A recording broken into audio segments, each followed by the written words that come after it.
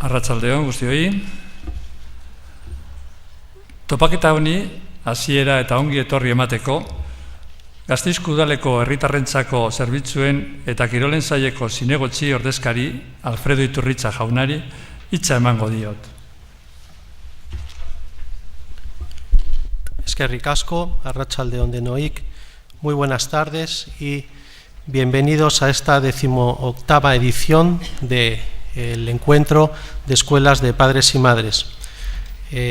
Son 18 años, por lo tanto, en esta ocasión cumplimos la mayoría de edad, durante los cuales el Ayuntamiento ha apostado por una de las vertientes de la educación, ya por sí una tarea muy compleja, que es la de la formación de las familias. Durante estos 18 años hemos intentado, por una parte, impulsar la creación de las escuelas. Hemos trabajado por extenderlas a todos los centros, porque sean una forma más de participación ciudadana.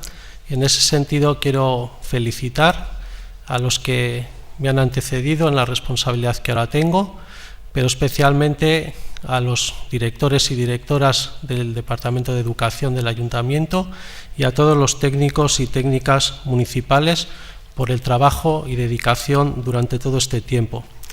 Esto nos ha llevado hoy a que podamos decir en este curso que tenemos 42 escuelas de padres y madres que engloban a más de 800 familias. Así que también quiero aprovechar esta ocasión para mostrar nuestro reconocimiento por su implicación durante este curso y los años anteriores.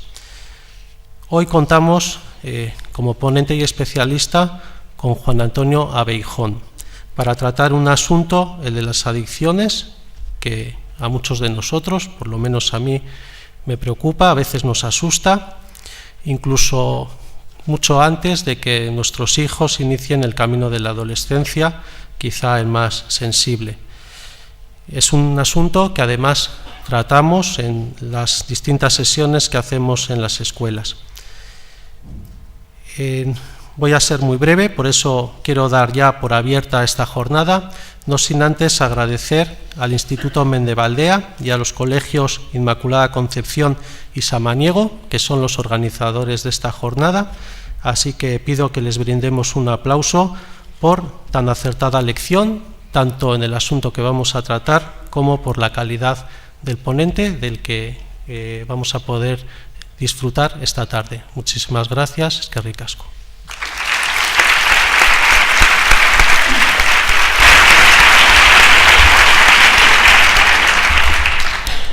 Bien, como todos veréis en el prospecto que se os ha enviado,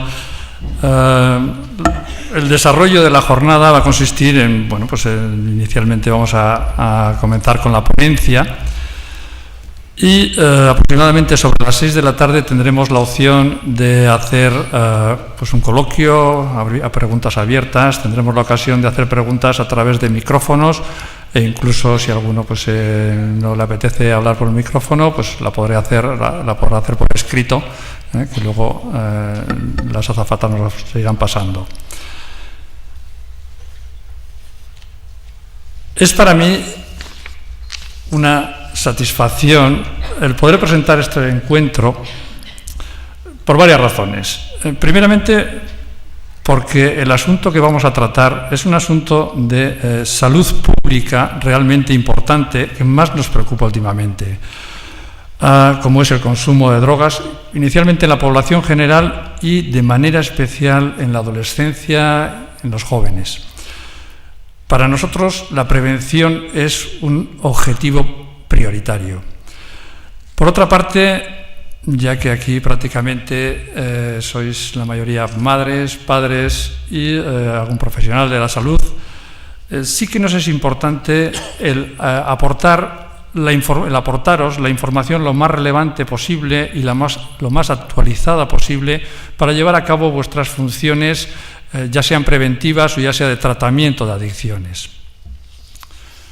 El problema de las adicciones es uno de los grandes problemas de las últimas décadas y sobre todo por la creciente implicación de tanto jóvenes como adolescentes en los consumos. Y a su vez también por el alto coste personal, social y económico que trae consigo. El consumo de drogas como conducta posiblemente es el resultado de la interacción de diferentes o de múltiples factores. Para nosotros necesitamos conocer todos estos factores, todas estas variables. Necesitamos conocer por qué un joven consume y otro no.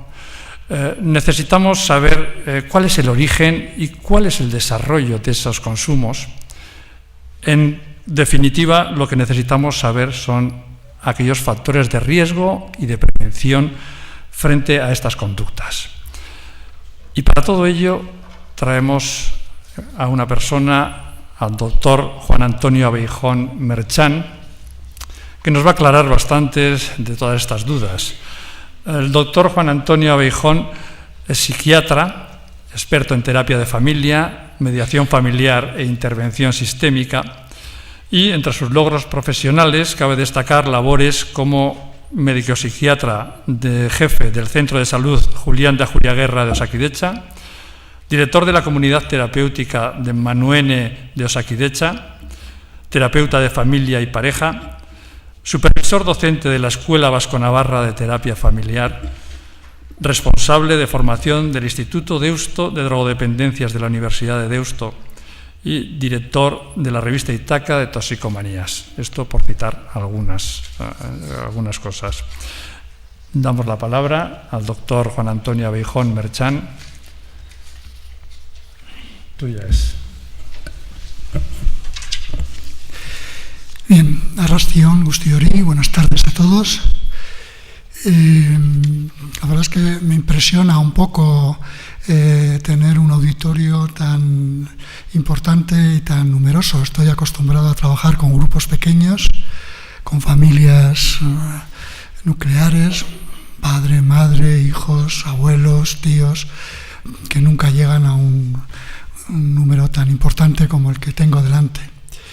Y supone un reto y un esfuerzo para poder transmitir algunas ideas y algunas claves que nos permitan reflexionar sobre estos dos términos que hemos puesto en conexión: adicciones y familia.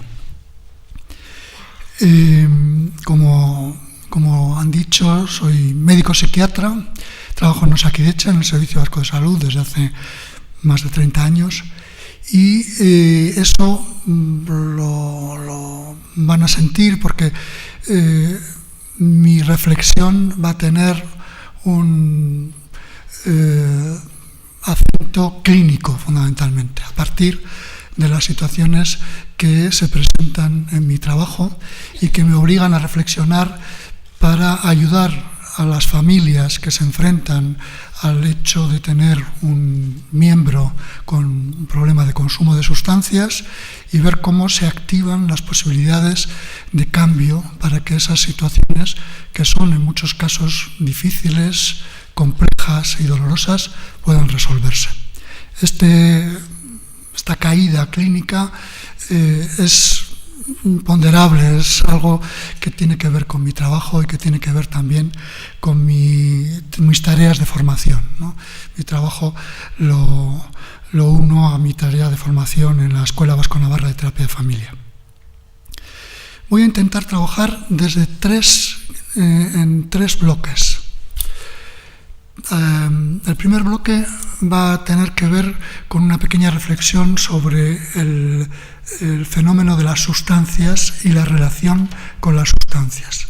Cuando hablo de sustancias, vamos a referirnos con frecuencia a sustancias físicas, alcohol, tabaco, cannabis, pastillas, anfetaminas, otras. Pero la relación que se establece entre individuos y sustancias no solamente van a determinar lo que es la relación con la sustancia física, sino también con otra serie de fenómenos con capacidad de producir conductas adictivas.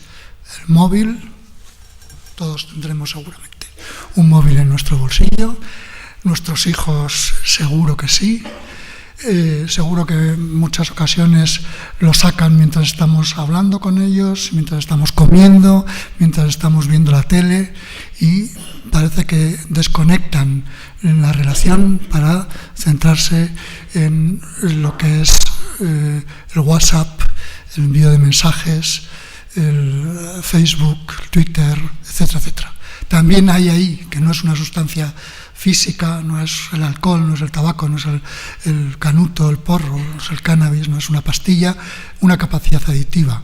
El Internet, con todo lo que supone para nuestros adolescentes, para nuestros jóvenes, preadolescentes y adolescentes, también va a suponer una conducta que puede originar problemas. Yo recuerdo que hace apenas 2 días hablaba con un padre que me llamaba, cuyo problema fundamentalmente con su hija era: ¿qué pasa? ¿Qué es lo que tengo que hacer? Porque veo que se desconecta con los estudios, desconecta con la familia, tiene una conducta extraña y está siempre pendiente de lo que sucede en torno a este pequeño aparato que resulta que él le había comprado, el padre le había comprado. No solamente le había comprado, sino que continuaba subvencionándole porque le pagaba la cuenta, le pagaba las tarjetas, los cambios, etcétera.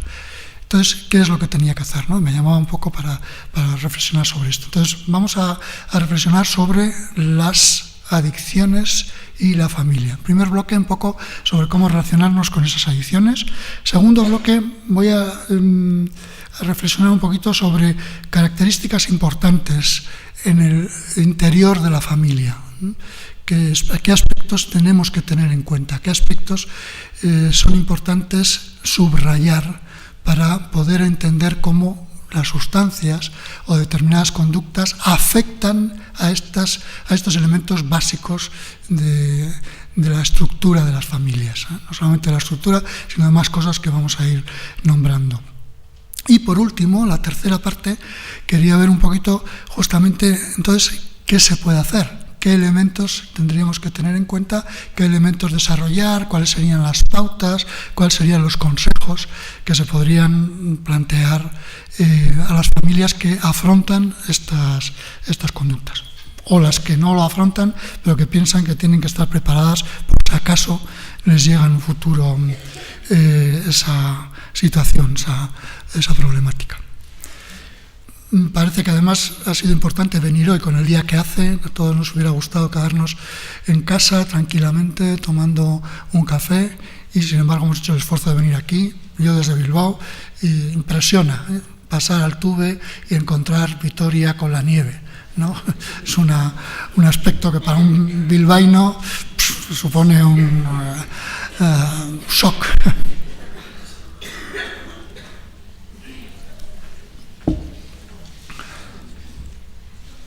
Bien, entonces reflexionemos un poquito sobre adicciones y familia.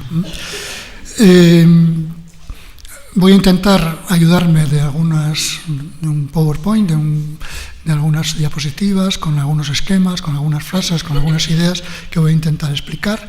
Y después, en la segunda parte, yo creo que va a ser más interesante, quizás porque vamos a poder responder a las cuestiones concretas que se quieran plantear.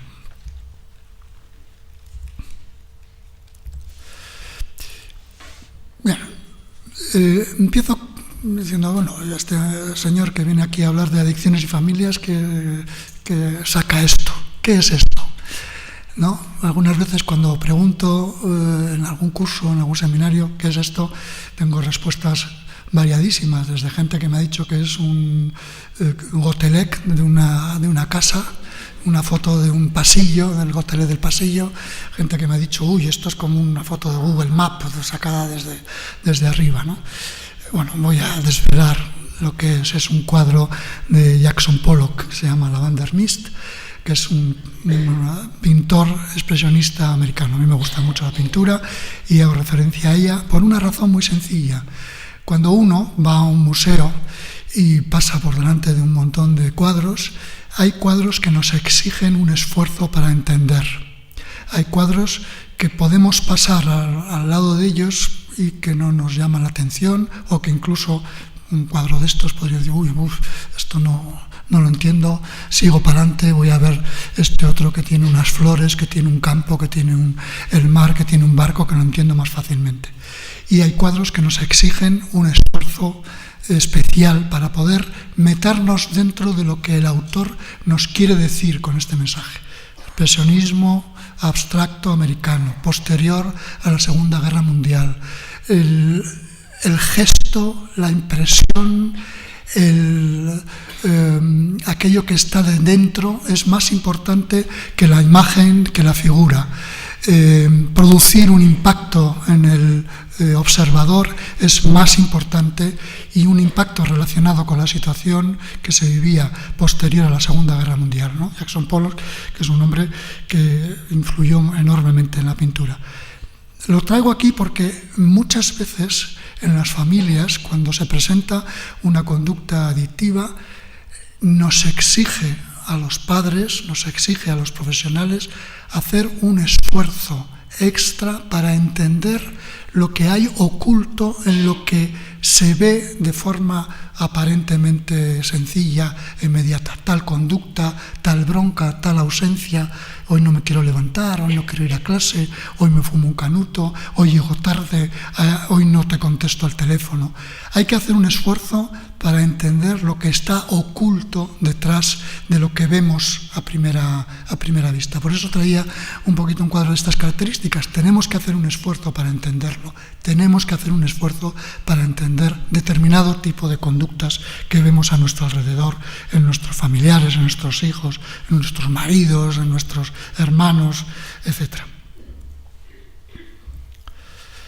A lo largo de la historia, el ser humano ha mantenido una constante relación con las sustancias que tienen capacidad aditiva. No es algo que aparece en este momento. En este momento quizás lo subrayamos de una manera especial, de una manera importante, pero a lo largo de toda nuestra historia siempre el ser humano ha tenido esa capacidad de relacionarse con sustancias con capacidad adictiva. Y de hecho, los términos que utilizamos cuando hablamos de estos fenómenos, toxicomanía, drogadicción, adicción, son términos que tienen que ver con la manera como el hombre ha ido relacionándose con estos términos a lo largo de la historia. Droga viene del holandés drug, que quiere decir seco, y que hacía referencia a la manera como se trasladaban y se conservaban determinados productos en el siglo XVI, en el siglo XVII, que la única forma de poderlos conservar era secándolos. Y de hecho, seguro que en Vitoria siguen existiendo tiendas que se llaman droguerías, y que no venden cannabis. Nadie va allí a comprar cocaína, ni a comprar alcohol, ni a comprar marihuana. Se van allí a comprar productos que normalmente estaban secos y que tenían que ver o bien con la alimentación, que eran especias que se secaban y que así se trasladaban de la India a Europa, por ejemplo, o de China a Europa, o que servían también como tintes. Luego las droguerías se han especializado en ser tiendas donde vamos a comprar pinturas, tintes, porque estos productos se conservaban secos. Y hemos utilizado esta forma económica y de transmisión y de conservación como un elemento que utilizamos cuando decimos sustancias, drogas, esto es una droga. ¿Y de dónde viene esto? Viene de este fenómeno de carácter histórico, comercial, económico. Tóxico viene del griego toxón, y que hacía referencia al veneno que en la punta de la lanza se colocaba para la caza y para poder atrapar a los animales. A los animales que interesaba cogerlos para poder comérselos después, había que paralizarlos, había que pararlos, y entonces se colocaba una sustancia en la punta de la flecha, se lanzaba la flecha y ese animal quedaba, cuando la flecha le llegaba, quedaba parado y se podía obtener.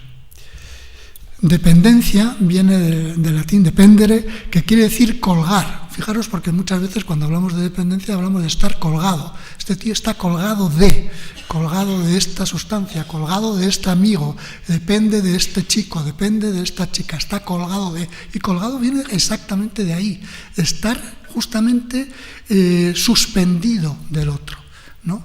Tendido por parte del otro. E incluso adicción, que viene de adictio, quiere decir deudor. Deudor, y hacía referencia a que en la Edad Media, cuando uno era deudor, entregaba el propio cuerpo en pago por una deuda que no había sido saldada. Entregaba el propio cuerpo. Esto es un poquito lo que sucede en muchas adicciones. Entregamos nuestro propio cuerpo en la relación que establecemos con determinado tipo de sustancias. Cuando hablo del cuerpo, no hablo solamente del cuerpo físico, hablo del proyecto de vida, hablo de lo que quiero construir, hablo del futuro que me está siendo esperado. Cuando un adolescente, muchas veces, o un joven, justamente es adicto, está deudor, como entregando su proyecto de vida, entregando incluso su cuerpo físicamente. Hace 30 años, un determinado tipo de adicciones que se consumían por vía intravenosa, la heroína, tenía unas consecuencias físicas enormemente importantes. Se atrapaban enfermedades como la hepatitis, como el HIV, etc. Y uno efectivamente entregaba el cuerpo en pago por una deuda no saldada, ¿no? Se colgaba de una sustancia y construía, establecía una relación. Estas palabras, que son términos que en lo largo de la historia nos han definido en la relación con las sustancias, las hemos incorporado y de hecho están presentes en lo que sucede cuando uno empieza a relacionarse con una sustancia. En el modelo clásico que siempre se utiliza entre los profesionales sobre lo que es el consumo de drogas, se habla de una sustancia que se relaciona con un sujeto, una sustancia relacionada con un individuo, con un sujeto. Y cuando hablamos de sustancia, hablamos del mercado de esa sustancia. No es casual que en determinado momento histórico haya aparecido la importancia del consumo de opiáceos. Curiosamente, a partir de zonas geopolíticamente estratégicas y que vivían situaciones determinadas a nivel político en los años 80 o ahora mismo. No es casualidad que aparezca este tipo de sustancia que está sometida a la experiencia histórica de lo que sucede en Afganistán, de lo que sucedía en Pakistán, de lo que sucede en la zona norte de África, en el magrebí africano, ¿no? Tenemos que tener en cuenta esos aspectos, tenemos que tener en cuenta las características específicas de esa sustancia, si es un estimulante, si es un depresor, si es un distorsionador de nuestro propio sistema nervioso central. Cuando esa sustancia con esas características, que aparece en un momento histórico determinado porque proviene de una situación de mercado, no es casual, por lo tanto, que hablemos de droga, que también hacía referencia a ese mercado, se pone en contacto con un sujeto, con un individuo que tiene unas características orgánicas, que tiene un hígado que ha sufrido o que no ha sufrido, que ha sido sometido a una evolución desde que era niño hasta que es adolescente, hasta que es joven, hasta que es adulto, que ha pasado por situaciones de enfermedad o no, con una serie de características de orden muchas veces genético que han sido grabadas. Hoy día se está dando mucha importancia, por ejemplo, a que un sujeto con un problema de alcoholismo haya podido tener antecedentes en su familia con situaciones alcohólicas, en los tíos, en los abuelos, en los padres, porque parece que hay alteraciones de carácter proteínico que van a modificar nuestras células, facilitando el hecho de que alguien que haya tenido antecedentes familiares de alcoholismo pueda volver a hacer un alcoholismo si se pone en contacto con el alcohol. Y el sujeto que tiene también características psicológicas. No es lo mismo que un sujeto empiece a fumar cannabis a los 30 años que lo empiece a fumar a los 14.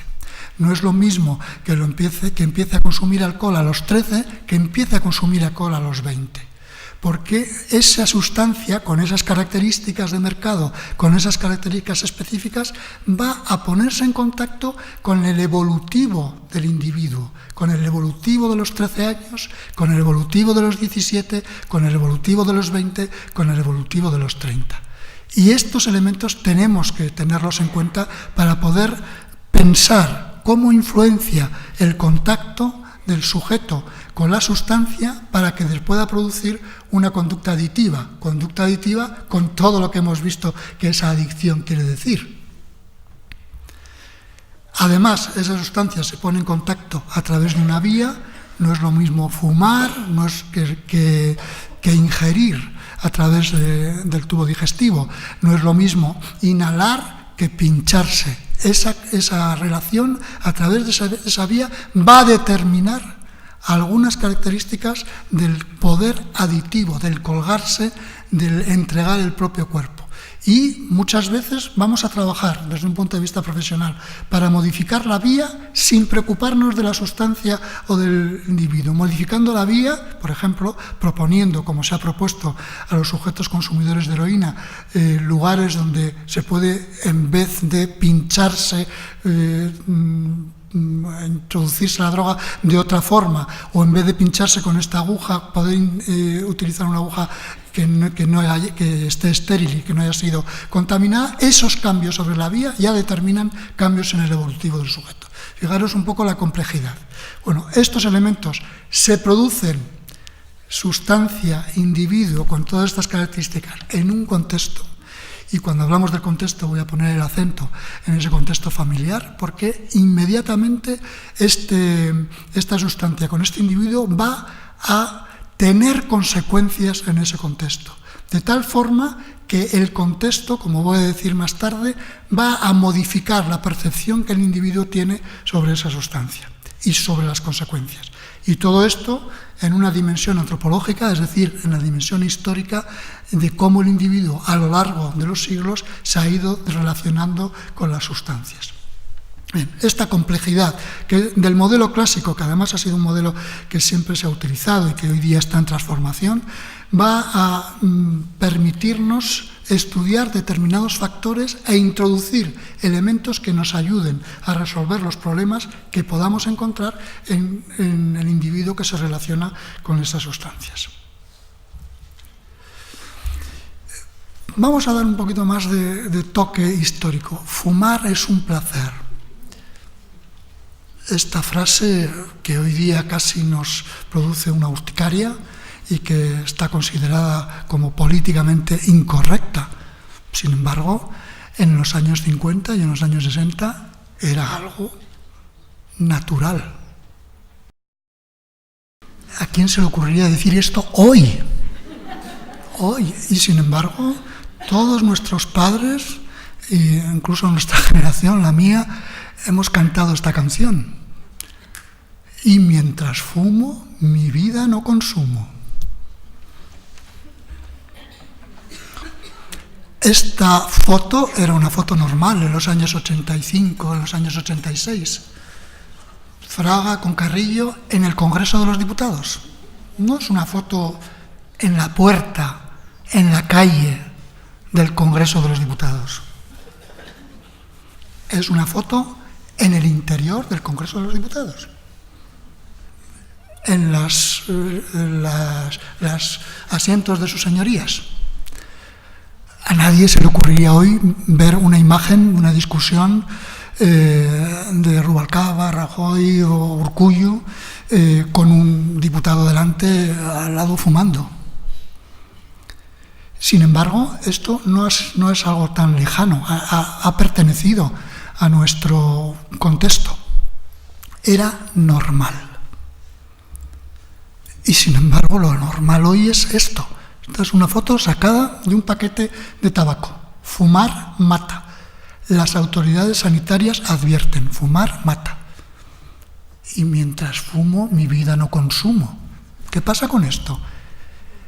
¿Qué ha pasado en el constructo social para que en pocos años hayamos cambiado esta frase a esta otra para una sustancia con una enorme capacidad adictiva como es el tabaco? Pero esto que estamos viendo, esto es historia, esto que nos cuenta este señor, esto ya es como si nos hablase de los romanos o como si nos hablase de la Edad Media. Cantante de moda entre ellos, que hace menos de un mes y pico, tenía esta escena cuando iba a recoger un premio por sus canciones. Se sacaba un canuto y delante de todo el mundo se fumaba un canuto, porque fumar también es un placer hoy. Quizá no del tabaco, quizá de lo que aparezca como el consumo de cannabis. Por lo tanto, no estamos hablando de lo históricamente, estamos hablando de lo que está sucediendo también hoy. Cómo, insisto, la estructura social, el contexto, se relaciona entre el individuo y las sustancias. ¿Cuándo el consumo de drogas se convierte en un problema? ¿Es un problema o no es un problema? ¿No? ¿Fumarse un canuto es un problema o no? ¿Cuándo se convierte en un problema? Primero, habría que entender que el consumo de drogas siempre aparece como un síntoma. Un síntoma quiere decir que debemos situarlo, como en el cuadro de Pollock, con la necesidad de leer lo que hay detrás, con la necesidad de situarlo frente a otros comportamientos, frente a otras conductas para poder comprenderlo. Y aquí voy a hacer referencia a una reflexión de uno de los grandes, a mi juicio, psiquiatras europeos, Luigi Cancrini, italiano, que sigue todavía escribiendo hoy, que hace años propuso un esquema que a mí me parece enormemente sugerente para entender qué es lo que sucede cuando un individuo se pone en contacto con una sustancia. Y Cancrini decía: cuando se produce el encuentro con las drogas, el encuentro con las sustancias, cuando un individuo está, cuando un chaval está y le dicen: ¿quieres fumarte este canuto? ¿Quieres tomarte este cachi? ¿Quieres tomarte esta raya? ¿Quieres tomarte esta pastilla? ¿Qué es lo que sucede? Hay un grupo importante de sujetos que dice: no me interesa, y se produce un rechazo. En la última, luego hace referencia a ella, encuesta de las escuelas y drogas realizada en la Comunidad Autónoma del País Vasco desde el Instituto de Estudio de Drogodependencias, se plantea justamente que un grupo importante de la población dice no al encuentro con las sustancias. No me interesa. Dice 46%, sugería Cancrini, rechazan este contacto. Fijaros si esto es importante, porque probablemente muchos de nuestros hijos consumidores de drogas nos van a decir a nosotros, a los padres, decir: oye, papá, qué viejo estás si todos consumen drogas, si todos se fuman un canuto, si todos han bebido un calimocho, si todos han tomado un cachi. No, 46% no. Y este dato del rechazo al consumo de sustancias aparece como un dato interesante en las encuestas de población de la población escolar. Sin embargo, otro grupo muy importante acepta este encuentro. Sí, voy a ponerme en contacto con esa sustancia, voy a aceptar ese consumo. Pero ¿qué es lo que sucede con este grupo? ¿Qué es lo que sucede con este 54% que acepta el encuentro? La mayor parte hace un uso explorativo con la sustancia. Voy a ver para qué me sirve. Voy a ver qué es lo que le puedo sacar. Yo con 14 años, con 15 años, ¿para qué me sirve? Igual con ello pues, tengo mejores amigos, o tengo amigos, o puedo ligar mejor, o puedo estar más a gusto, o puedo ir a ver el partido más contento, o puedo pasarme las vacaciones mejor. No, me sirve para esto. Hacen un uso explorativo, se convierten en exploradores en la utilización de la sustancia. Y van a hacer durante unos años una utilización exploratoria de la sustancia. Y al cabo de un tiempo van a abandonar la exploración. Bueno, sí, ya he visto para qué y lo dejo. Lo dejo. Cuidado, porque el uso exploratorio no es muchas veces un uso sin consecuencias.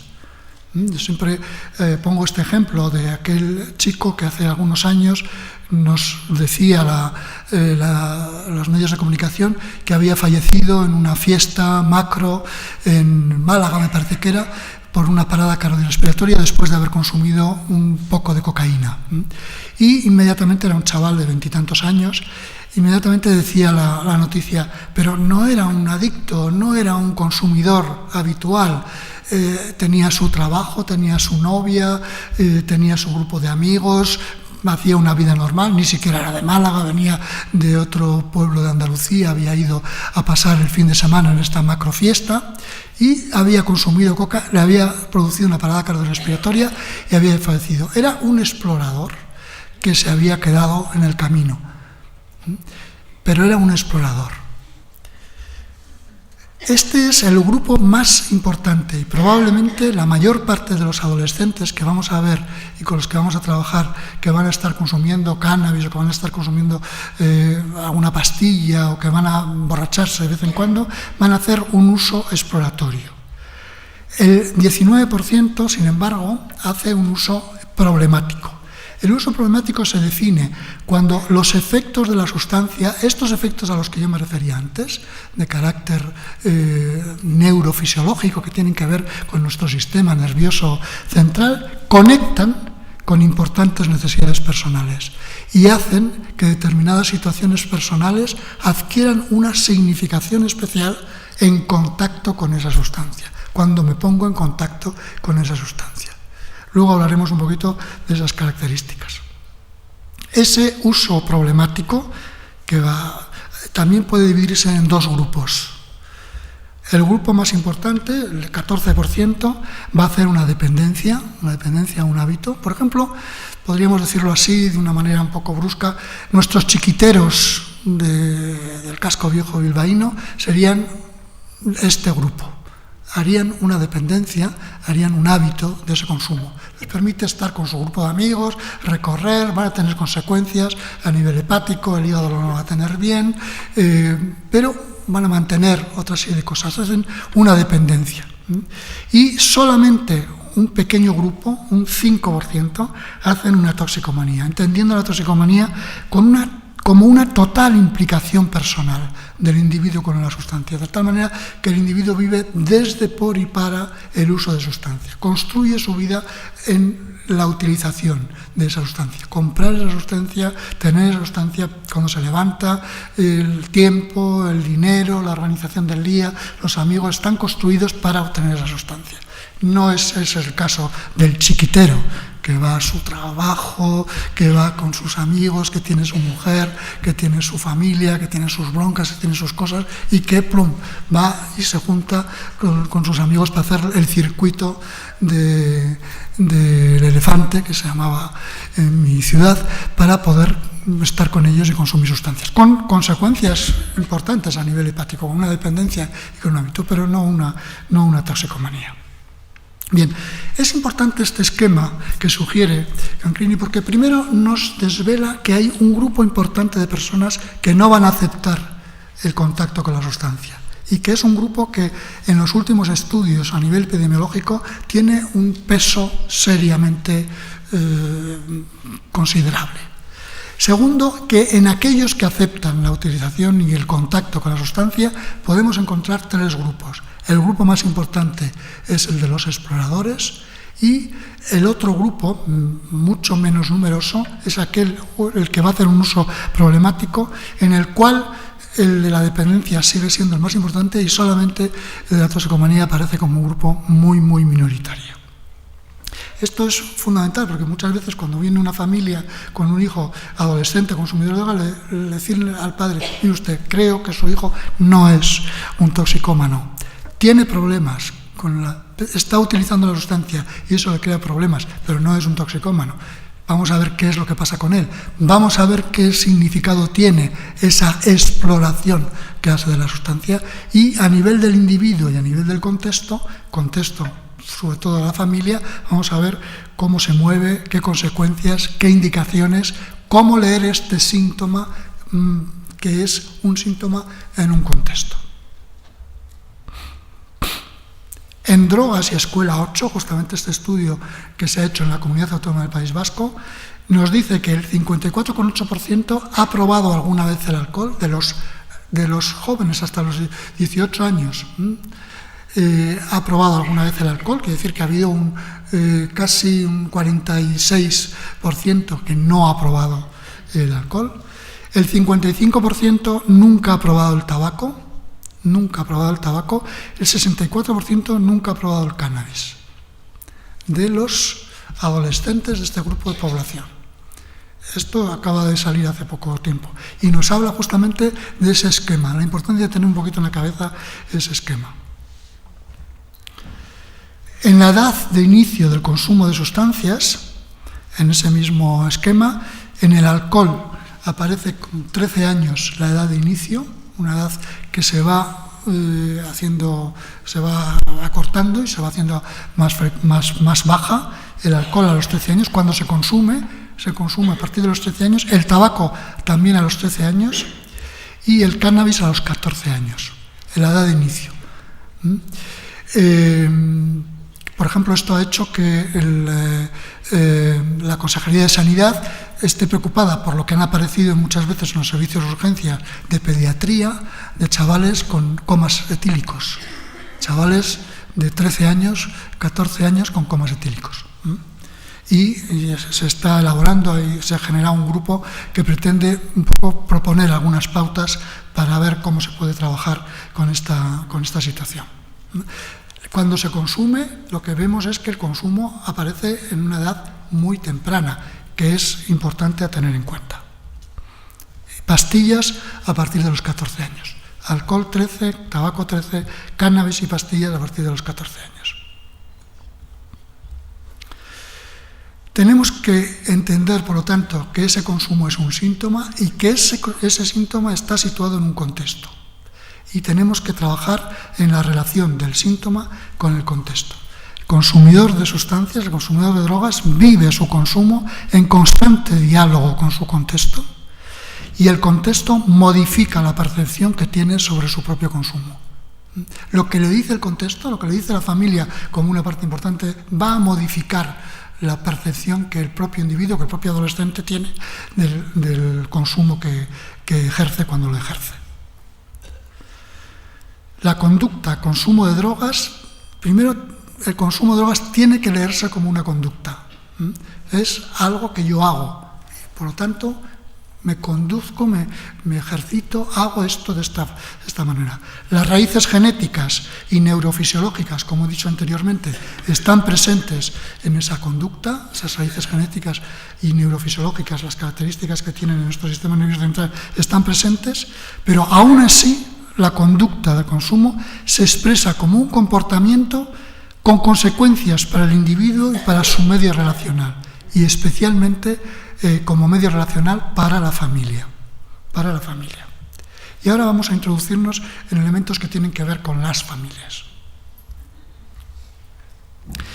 Nos estamos situando frente a una nueva relación con las sustancias, a mi juicio, por dos características importantes. Primero, porque se ha producido la aceptación del consumo como un derecho individual. Tengo derecho a decidir si consumo o no, y por lo tanto voy a ejercer ese derecho. Este fenómeno es un fenómeno importante que se ha ido consolidando en los últimos años. Antes no se pensaba que el consumo era un derecho que uno podía ejercer. Pensaba que siempre era, este tío es un vicioso, tenía una concepción moral, este tío es un enfermo, tenía una concepción sanitaria. No, este tío puede decidir si consume o no consume. Y el segundo elemento es que las sustancias forman parte de nuestro cotidiano. Yo puedo ir a Moscú y sin hablar una palabra de ruso, al cabo de muy poco tiempo saber dónde puedo comprarme una bolsita de marihuana o unos gramos de cocaína. Y un alemán o un noruego puede venir a Gasteiz y sin hablar una sola palabra ni de euskera ni de castellano, en poco tiempo saber dónde puede comprarse unas pastillas de anfetas o unas rayas para tomarse unas rayas de coca. Las sustancias forman parte de nuestro cotidiano. Este hecho ligado al fenómeno de constructo que podemos decidir si consumimos o no, modifica la relación que tenemos en este momento con las sustancias. Por eso podemos entender que alguien aparezca en un acto tan solemne y mediático como la entrega de estos premios y pueda tomarse un canuto delante de todo el mundo, como hemos visto a esta cantante. Consumo de drogas como patología, cuando aparece como patología, como un problema, desborda los límites individuales y se convierte en una situación de consecuencias generales en los diversos sistemas donde se desarrolla, y especialmente en la familia. Y aquí hago referencia a una propuesta que hizo hace ya algunos años, uno de los grandes investigadores, McLellan, del fenómeno del consumo, que estudió lo que sucedía en Estados Unidos, en la costa este de Estados Unidos, con programas de tratamiento.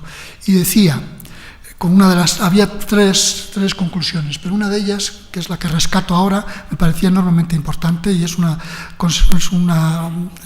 consecuencia que a mí me parece que ha iluminado pues, muchos de los programas que hemos intentado poner en marcha en la Comunidad Autónoma del País Vasco, por ejemplo, ¿no? Decía, los consumidores de drogas que acuden a un programa de tratamiento en el cual se consigue involucrar a la familia, que no es una cosa inmediata, mejoran su pronóstico frente a aquellos programas de tratamiento en los que no se consigue involucrar a la familia. Es decir, cuando se activa a la familia dentro del programa, cuando yo hago que un alcohólico venga a la consulta y le digo, tiene que venir con su mujer o da igual, con alguien de su familia, representativo, importante, o cuando conseguimos que el adolescente venga con los padres o que los padres vengan con el adolescente y podamos trabajar con lo que significa el consumo y las consecuencias del consumo para él y para el medio en el que está, para su padre, para su madre, para su hermano, etc., y activamos ese sistema, se mejoran los resultados. Esto es lo que nos dice McLellan. ¿Por qué? Porque en esa relación de contexto la familia y individuo mantiene una relación enormemente importante. La familia es una de las características importantes para el individuo. El individuo necesita crecer, tiene una serie de características fisiológicas, psicológicas, como hemos dicho anteriormente, pero se relaciona con un sistema con el que mantiene una relación que luego vamos a ver cómo es especialmente significativa para los adolescentes y para los jóvenes. Especialmente significativa, y es la familia, ese sistema con el que se relaciona. La familia es, además, el sistema más valorado por los jóvenes españoles. Cuando se les pregunta a los jóvenes españoles, ¿cómo valoras tú? Los políticos, el médico, el policía, el profesor, la familia, las diversiones. Uno de los elementos que siempre se valora como más por parte de los jóvenes españoles es la familia. Para ellos, la familia es un aspecto enormemente importante.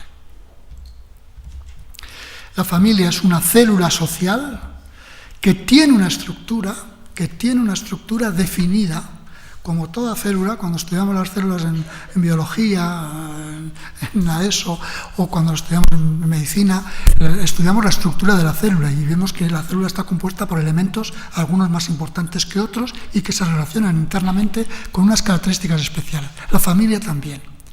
La familia tiene una estructura interna, los padres, los hijos, los padres tienen una relación específica entre ellos, la familia no es una democracia parlamentaria, la estructura de los padres permite que los padres puedan proponer reglas, normas, y los hijos se relacionan con esas reglas y con esas normas, que las relaciones entre los hijos sean distintas de las relaciones entre los hijos y los padres, que las relaciones del padre con la madre sean distintas de las que tienen con los hijos. Eso es una estructura que hay que definir, que hay que estudiar, que hay que trabajar y que tiene unas características propias, esenciales. La familia también propone una forma de comunicación. En cuanto entramos en una familia, vemos cómo se transmiten las reglas, cómo se transmiten los mensajes en el interior de esa familia. Se transmiten de determinada manera para que el mensaje llegue, para que el mensaje sea percibido, o algunas veces para que no sea percibido, porque lo que queremos es que no sea percibido. Y tenemos que estudiar las características de esa comunicación. ¿Por qué? Porque si hemos dicho que el individuo, cuando se relaciona con una sustancia, hace que esa relación aparezca con consecuencias para ese contexto en el que vive, va inmediatamente a repercutir en la estructura, en la forma de comunicación, en el proceso adaptativo que la familia va ejerciendo y que va modificando las características propias a lo largo de su vida. Las familias son distintas. Cuando Juanito se va con María y deciden vivir juntos, Las familias son distintas cuando Juanito y María deciden tener un hijo, cuando tienen dos, cuando no tienen más que uno, o cuando no tienen ninguno, o cuando los hijos empiezan a ser más mayores y empiezan a tener necesidades propias, o cuando los hijos empiezan a entrar en la adolescencia, o cuando los hijos empiezan a decir me quiero marchar de casa. O me quiero marchar de casa y no me puedo marchar de casa, que también lo dicen. O me marcho de casa pero luego tengo que volver a casa, que también lo dicen, como vamos a ver después. La familia modifica su forma de organizarse en función de estas etapas de la vida. Se adapta a las nuevas etapas de la vida. Y mantiene un diálogo constante con el exterior. Hace que lo que sucede en el exterior entre en la familia y emite mensajes hacia el exterior. Recibe cosas y emite cosas, ¿no?